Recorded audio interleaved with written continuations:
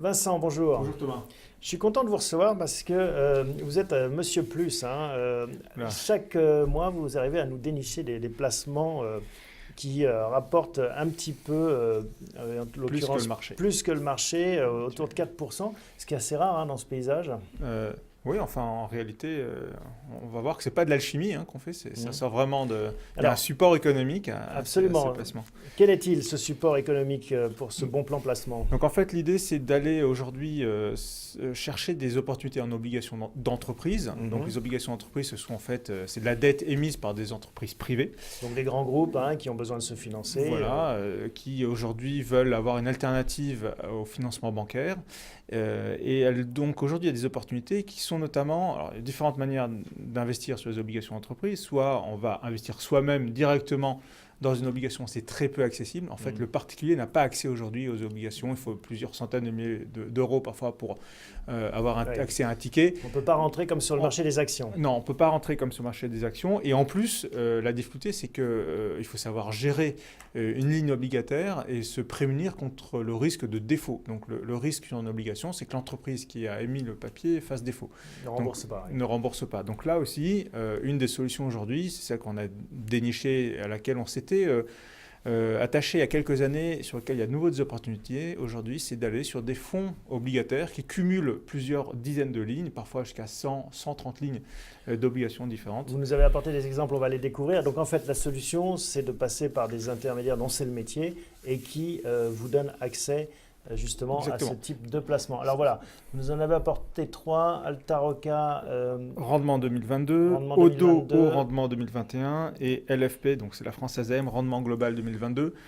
Alors ils sont datés, il y a des dates en effet d'échéance. Donc le gérant en fait, ou l'équipe gérante constitue un fonds qui a une échéance maximale et le gérant va s'occuper d'aller dénicher des obligations qui rentrent dans son scope et qui vont tout avoir une échéance maximale correspondant à l'année de 2021 ou 2022. Donc ça donne une visibilité en fait de sortie à l'épargnant. Ça veut dire que si je rentre aujourd'hui sur Altaroca par exemple, j'aurai du 4,2 net et bon, sauf accident de parcours, on l'a vu, un risque de défaut, mais qui est quand même assez dilué parce qu'il y a plusieurs lignes.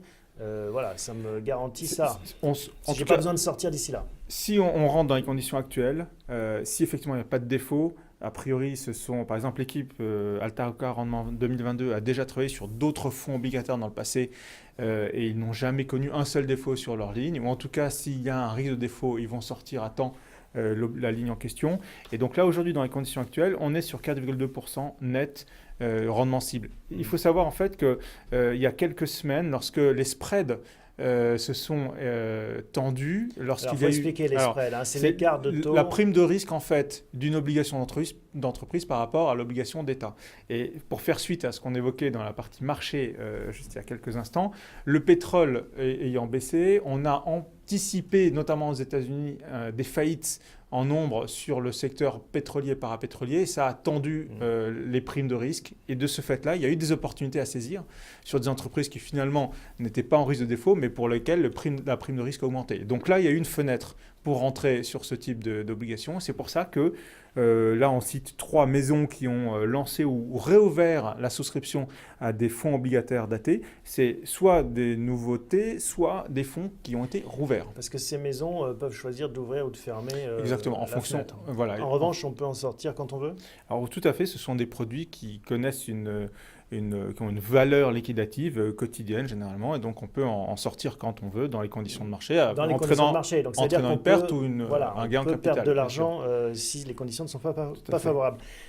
Qu'est-ce qui va se passer si les taux remontent comme c'est un scénario possible? Alors, voilà, là-dessus, aujourd'hui, on est à un point extrêmement bas des taux. Si on joue le scénario de la remontée des taux, ça posera un problème effectivement aux obligations puisque leur valeur va décroître. Et donc, si jamais les taux étaient amenés à remonter à l'avenir, on ne sait pas quand, certains anticipent dans ce cas-là quelques difficultés. Et donc, par exemple, le produit Altaroca Rendement 2022 a acheté une couverture et se prémunit contre une éventuelle hausse des taux.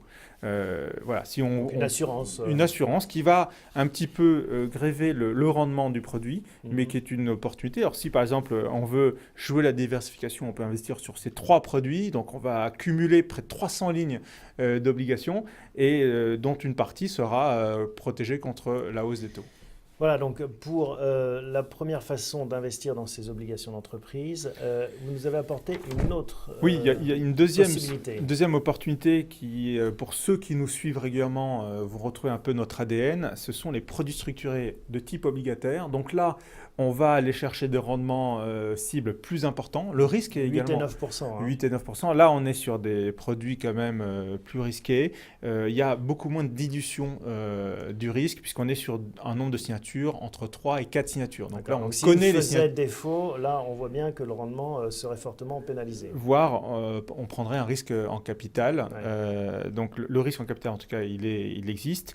Mais en fait, c'est aussi une opportunité là d'aller chercher un rendement supplémentaire, mais c'est pas du tout à comparer à un fonds en euros ou ce genre de placement. C'est un produit quand même beaucoup plus opportuniste. Absolument, un produit risqué, un peu comme peut l'être une action, et avec des rendements élevés, ce qui signifie que le risque est d'autant plus élevé. Quand on va emprunter sur les marchés à 9%, c'est des entreprises comme qui, par exemple?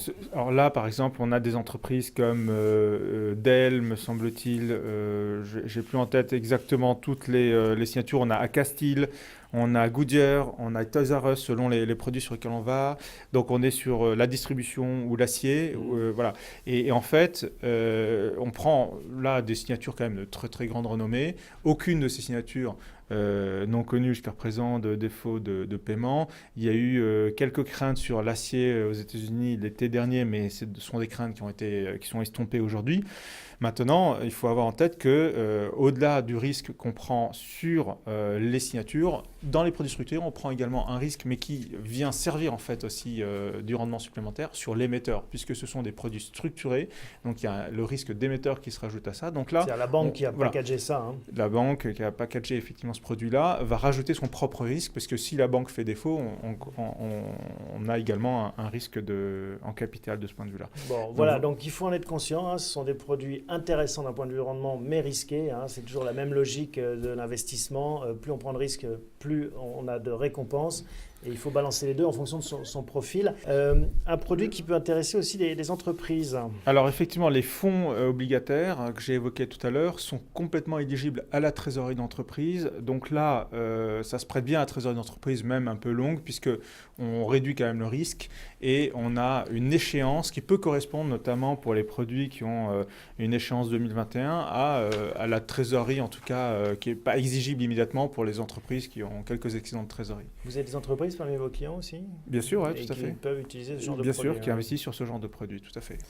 Bon, quand le marché monétaire, en effet, ne sert plus que des rendements proches de zéro, c'est une vraie opportunité. Je peux vous dire qu'aujourd'hui, les chefs d'entreprise qui tombent sur ce genre d'offres sont friands de ce genre d'opportunités. Bon, avec toutes les pincettes que l'on a mentionnées, car c'est en effet moins sécurisé que du monétaire. Tout à fait. Merci beaucoup Vincent. Avec plaisir. À bientôt. Vous restez avec nous pour la troisième partie de cette émission consacrée au SCPI.